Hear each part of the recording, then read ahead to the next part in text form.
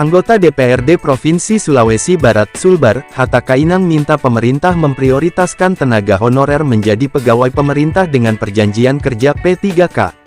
Permintaan itu disampaikan Pak Hatta merespons kebijakan penghapusan honorer oleh Kementerian Pendayagunaan Aparatur Negara dan Reformasi Birokrasi Kemenpan RB pada 2023.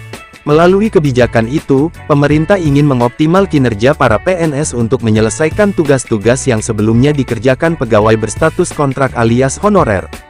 Oleh karena itu, Pak Hatta meminta pemerintah Provinsi Pemprov Sulbar memprioritaskan para honorer dalam rekrutmen P3K, apalagi mereka selama ini telah membantu tugas pemerintah.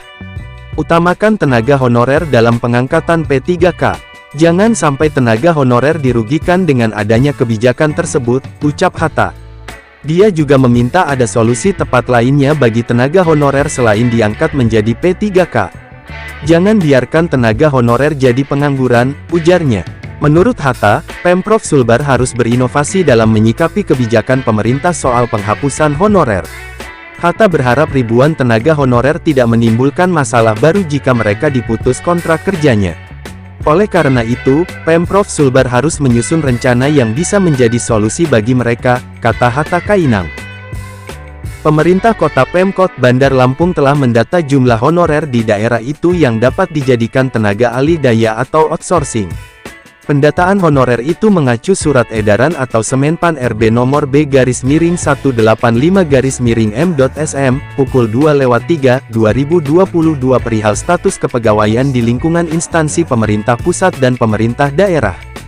Kepala Badan Kepegawaian Daerah BKD Kota Bandar Lampung Herliwati menerangkan dari sekitar 5.000 honorer di daerahnya, hanya 1.057 yang dapat dijadikan outsourcing. Sementara sisanya hampir 4.000 honorer terancam dirumahkan pada tahun depan.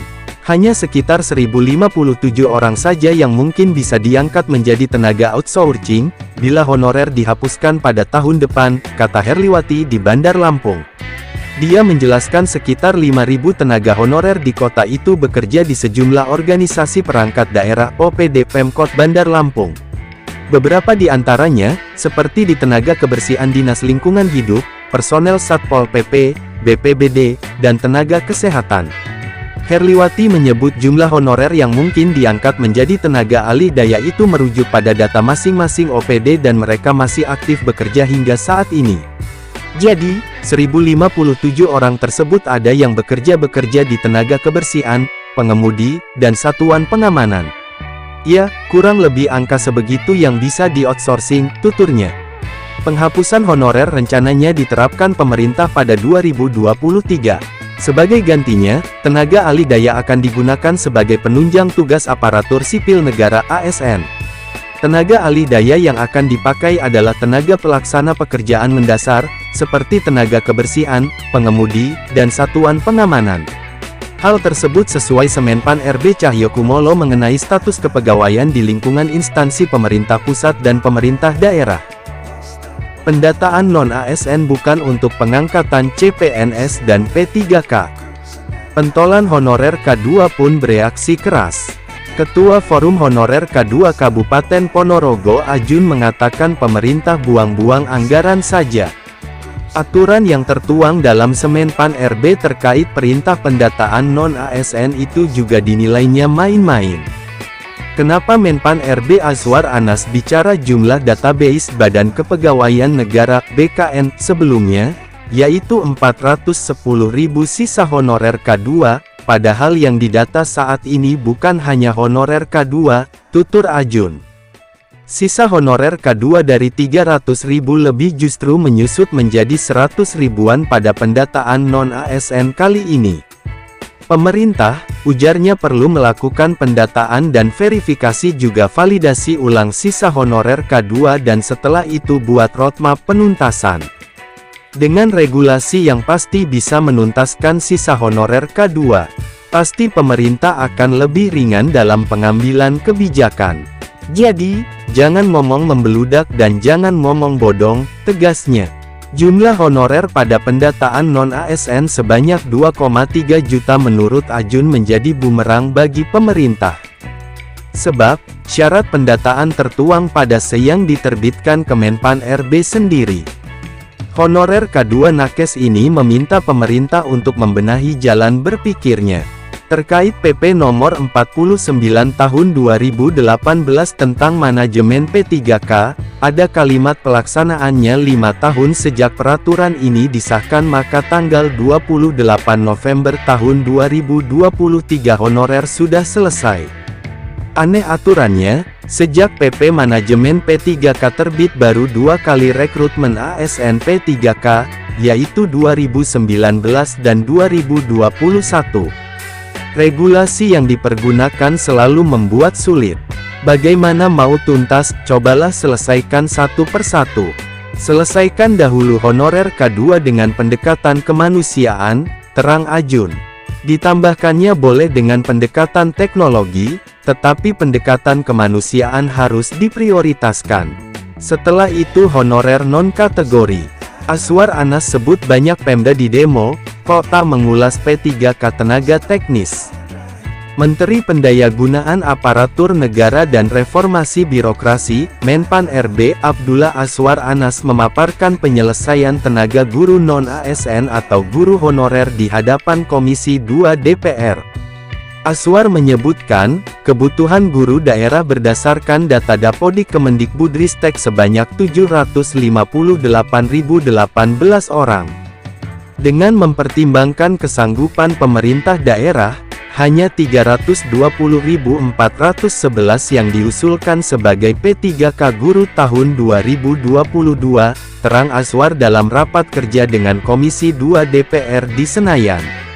Mantan Bupati Banyuwangi 2 periode itu menjelaskan, ada Pemda yang tidak mengusulkan formasi guru P3K karena berbagai faktor.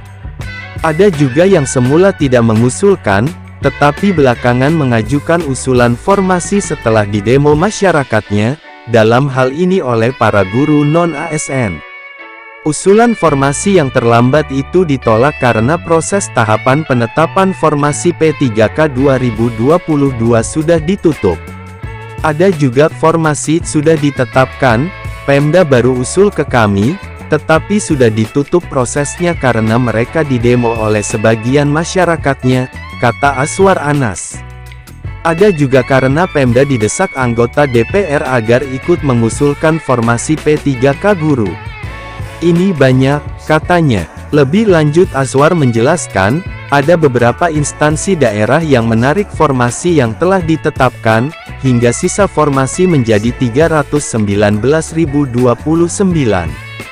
Dengan demikian, ada gap kebutuhan guru tahun 2022 dengan formasi yang telah ditetapkan sebesar 438.898, kata Menteri kelahiran tanggal 6 Agustus tahun 1973 itu. Dikatakan lagi bahwa banyak Pemda yang baru belakangan mengusulkan formasi P3K guru. Baru sekarang ramai-ramai, tetapi sudah tutup. Padahal terakhir pengajuan usulan formasi itu pada Juli. Sekarang banyak yang usul, tetapi tidak mungkin, cetus mantan anggota DPR RI itu. Dalam rapat tersebut, Aswar Anas tidak banyak mengulas soal P3K tenaga teknis.